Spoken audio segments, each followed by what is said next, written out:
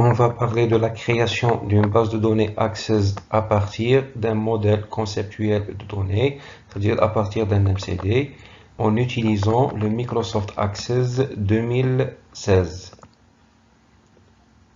soit le MCD suivant. On a la table bande commande qui est liée en relation ligne commande avec le produit, avec des cardinalités 0n partout.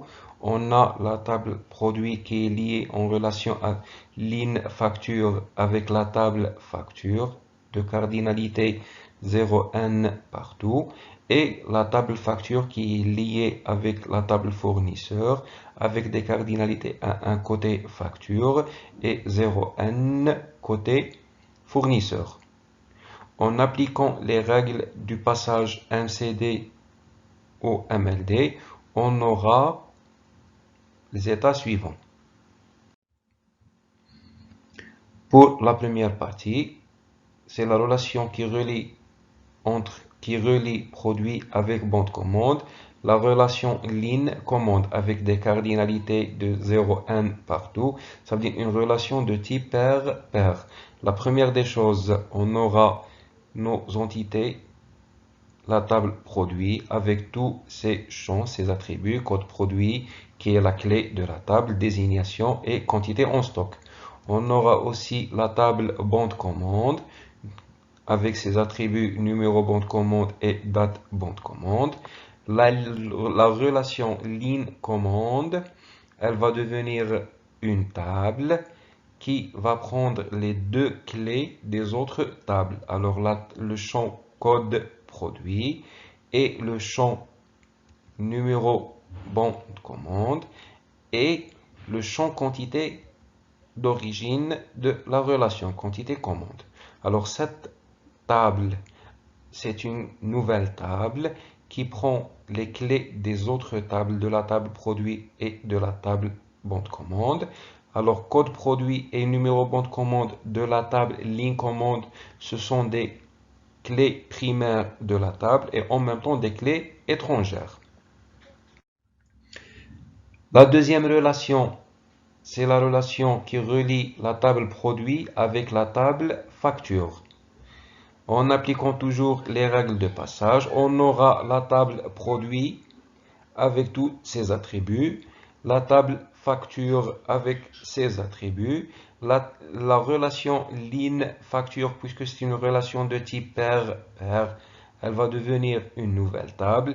Elle va prendre le code produit comme clé primaire en concaténation avec le numéro facture de la table facture. C'est une clé concaténée, qui se compose de deux clés des autres tables, plus les champs, plutôt les attributs d'origine de la relation quantité facturée et prix d'achat. Pour la dernière relation, c'est la relation qui relie facture avec fournisseur. Elle est de type père-fils. Alors, le fournisseur, la table fournisseur reste la même, mais la table facture, on garde ses attributs et on lui rajoute la clé de la table mère. C'est la table fournisseur qui devient une clé étrangère de la table facture.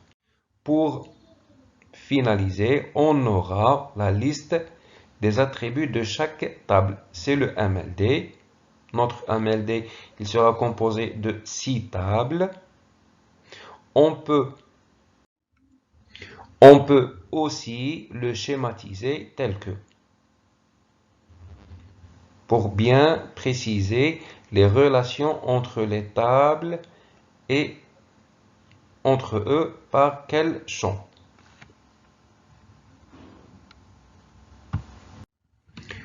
On va passer maintenant à la création de notre base de données au niveau du Microsoft Access 2016. Alors, on va lancer le Access.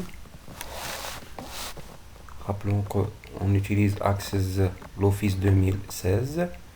Une fois on lance l'Access, l'application Office Access, on doit créer notre application, plutôt notre base de données. Elle sera une base de données vide. Il nous propose un chemin et un nom. On peut changer le nom, on va proposer BDD Access. Alors notre base de données, elle sera BDD Access. On peut modifier l'emplacement de la création. Il va proposer par défaut l'emplacement de document, ainsi que on peut modifier le type, ou plutôt l'extension, le format de la base de données, soit compatible avec Office 2002-2003, ou format 2000, ou 2007-2016. On va laisser 2016, OK, et on va créer notre base de données. Une fois notre base de données est créée, on va créer maintenant les tables. Il va proposer par défaut une nouvelle table, c'est table 1. On va mettre mode création. On doit renommer notre table, puisque c'est la première table qu'on va créer, c'est la table produit. Alors on nomme notre table T produit. OK. On peut maintenant introduire nos champs. Le premier champ est code produit. On va préciser maintenant le type. On a dit que c'est du texte, alors du texte court. On va changer la taille du champ. C'est 5. Le deuxième champ, c'est désignation produit. Toujours de type texte, texte court. Voilà. Et on va changer la taille du champ. 30. Le troisième champ, toujours de la table produit, c'est la quantité en stock. Quantité stock. Le type, la quantité et le de type numérique. C'est bon. Le code produit est la clé primaire de notre table. Enfin, une fois on termine, on enregistre, puis on crée une nouvelle table. On va à l'onglet créer, créer table en mode création. Alors la deuxième table qu'on va créer,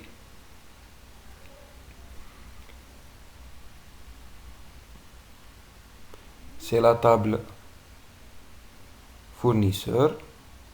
Le premier champ, c'est le champ matricule fournisseur de type texte de taille 5 d'après l'énoncé de l'exercice. Le deuxième champ, c'est la raison sociale. Ça veut dire c'est la désignation ou le nom du fournisseur. Toujours de type texte court, short text, de taille 30.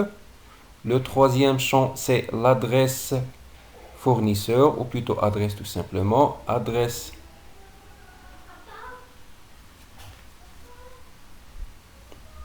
la taille, on va préciser une taille de 50. Et on précise la clé primaire. C'est bon, on enregistre, puis on passe à la table suivante. On va enregistrer table des fournisseurs et on va passer à la table suivante.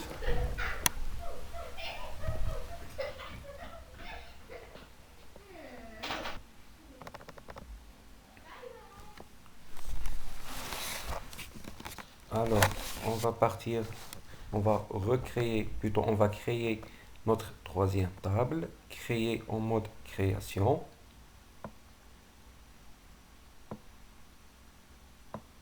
Et on commence à insérer nos champs. Le premier champ, c'est numéro bon de commande, de type toujours texte, court, de taille 5. Ensuite, tout simplement, l'énoncé de l'exercice. Le deuxième champ, c'est date bon de commande, de type date, bon, date time ou date heure. Et on précise la clé primaire de la table.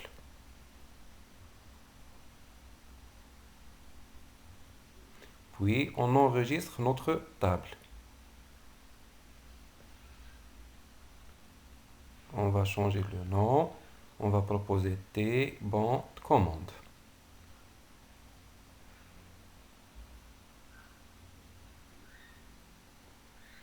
C'est bon. On va maintenant créer la troisième table. Toujours la même méthode. Créer table en mode création.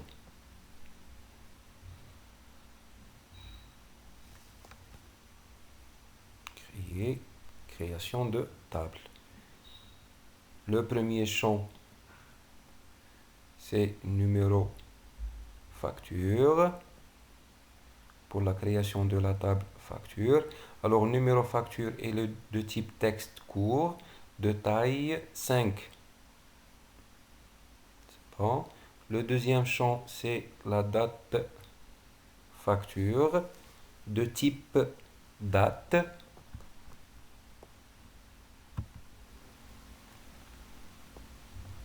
Date, date, heure, c'est la même chose.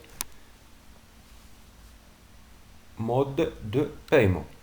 Mode de paiement, d'après l'énoncé, il est aussi de type alphabétique, ça veut dire de type texte.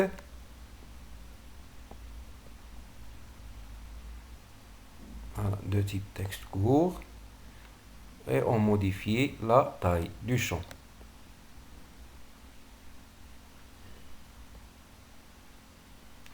Pour la facture, d'après notre MLD, on doit ajouter le champ matricule fournisseur.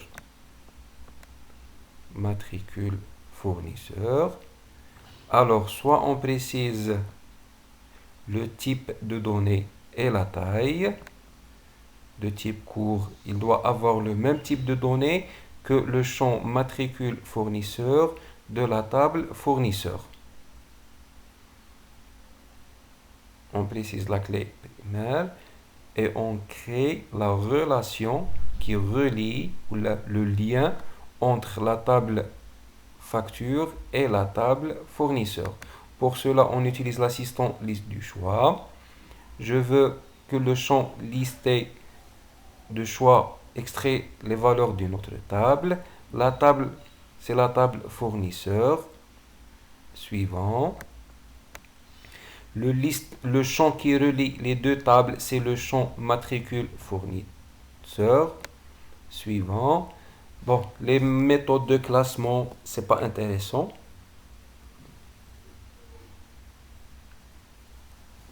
C'est pour donner l'ordre d'affichage. Suivant.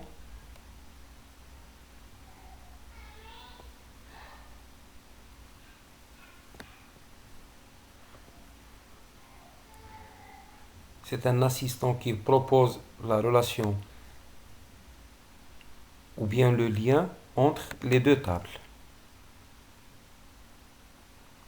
Activer l'intégrité des données, c'est pour les contraintes d'intégrité lorsqu'on supprime la valeur du tableau de la liste fournisseur, est-ce qu'elle va être supprimée ou interdire la suppression et ainsi de suite. Bon, on va laisser ça pour le gérer plus tard. Enfin, l'assistant nous demande que la table soit enregistrée. Alors on va l'enregistrer. C'est la table facture. Et on termine la création de la quatrième table. On peut vérifier les relations qui existent entre les tables en utilisant l'onglet Outils base de données, relations. Alors, on remarque que la table fournisseur et la table facture sont en relation. On peut ajouter d'autres tables au niveau de l'affichage. La table bon de commande, la table produit. Voilà. Ces tables, il n'y a pas de relation entre eux. Il y a uniquement une relation, plutôt un lien entre la table fournisseur et facture. On va maintenant créer une nouvelle table avec le champ. Le premier champ, c'est quantité commande. Pour la table ligne commande, la quantité commande est de type numérique. Il y a aussi les deux clés qui sont des clés primaires et en même temps des clés étrangères. numéro bon de commande. Alors le numéro bon de commande doit avoir la même description que numéro de bon de commande de la table bon de commande. On utilise directement l'assistant liste du choix. Alors on choisit la table bon de commande. Suivant. C'est le champ numéro bon de commande numéro BC qui relie les deux tables. Suivant, suivant, suivant, on peut directement mettre terminé. Il nous demande que la table soit enregistrée, mais pour enregistrer la table, voilà, table ligne commande.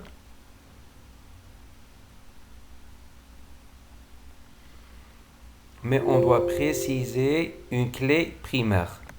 Il nous propose de créer la clé primaire maintenant. On va dire non. Laissez-nous plus tard créer la clé primaire. On continue toujours avec la création des champs. Le champ qui reste, c'est le champ qui relie la table ligne commande avec la table produit. C'est le champ code produit. On utilise l'assistant de création, plutôt l'assistant liste du choix. Suivant, c'est la table produit qui est concernée. Le champ code produit, c'est le champ qui relie les deux tables. Suivant, suivant et terminé. La table doit être enregistrée, oui. Pour la création des clés primaires maintenant. Alors, si on doit choisir les deux champs ensemble, sinon, si on sélectionne uniquement une ligne, clé primaire, si on sélectionne l'autre champ, clé primaire, le premier est désactivé. Pour cela, il faut les choisir tous les deux et cliquer sur l'icône clé primaire. On enregistre notre cinquième table. Au niveau des relations, on va actualiser ou afficher toutes les relations. Les relations créées maintenant, les voilà. C'est les relations qui relient la table ligne de commande avec le produit et toujours ligne de commande avec bon de commande. Le bon de commande est relié avec le champ numéro bon de commande et la table produit est reliée avec le champ code produit. On va maintenant créer notre dernière table. Toujours créer une table mode création. La table qui reste, c'est la table ligne facture. Ligne facture a comme champ la quantité facturée. La quantité facturée est de type numérique. On choisit le type numérique. Voilà. Le deuxième champ, c'est le prix d'achat.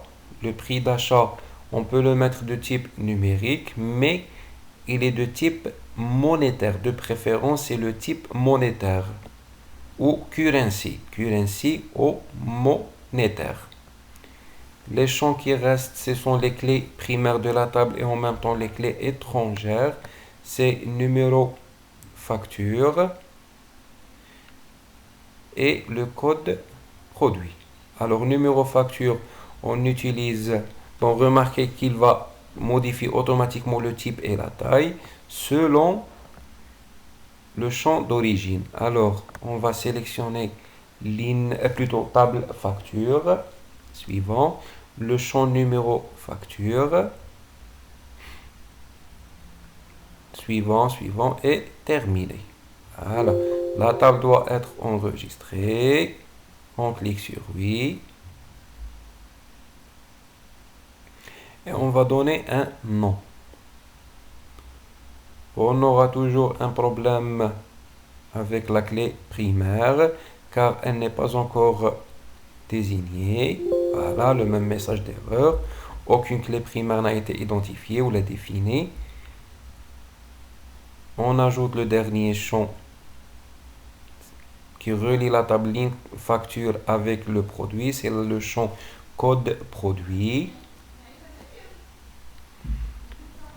On utilise l'assistant liste de choix. Suivant, on va sélectionner la table produit. Suivant, c'est le code produit qui relie les deux tables, plutôt la valeur du code produit qui relie les deux tables. Suivant, suivant, terminé. C'est bon, on doit enregistrer la table et on sélectionne les deux attributs, plutôt les deux champs, et on clique sur l'icône clé primaire. On enregistre. Si on vérifie au niveau des relations, afficher toutes les relations, c'est bon. Les voilà, nos relations. Alors, ligne facture qui relie plutôt à une relation, ou plutôt elle est liée avec la table facture et la table produit. La ligne commande est liée avec la table bande commande et la table produit. Alors la première relation, la deuxième liaison, la qui relie la table produit, la troisième liaison entre code produit de la table ligne facture et produit, la liaison suivante entre facture et ligne facture, et la dernière liaison, elle est entre le fournisseur et la facture. Et comme ça, on a terminé de créer notre base de données en utilisant le Microsoft Office Access 2016. On enregistre nos tables et on termine et on finit avec la création